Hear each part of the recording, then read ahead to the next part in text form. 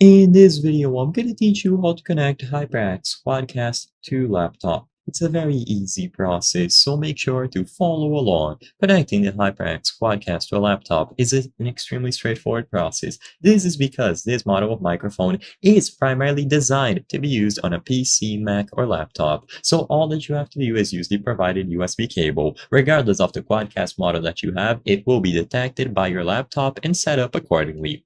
So plug in the USB cable, connect one end of the USB cable from the Quadcast to the microphone itself, and then the other end to a USB port on your laptop. Usually this will be a micro USB to USB-A, but if it is not, just use the appropriate one. It is always going to be included when you purchase any Quadcast model.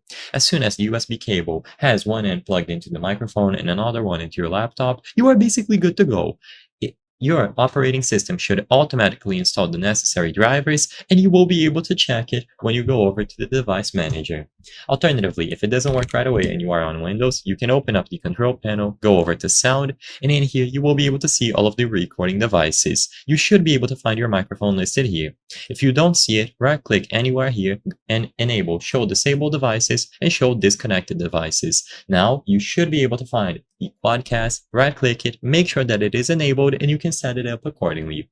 You will be able to use the mute buttons on the microphone itself, use any knobs that you see on your specific model, and you can also download the latest version of the Ngenuity software. Through the software, you will have control over the microphone. You can do monitoring where you are able to listen to your own voice to see how you sound and if it is picking up any unwanted noises, and set it up however you prefer.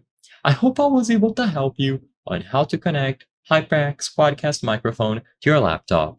If this video helped you, please be sure to leave a like and subscribe for more very easy tips. Thank you for watching.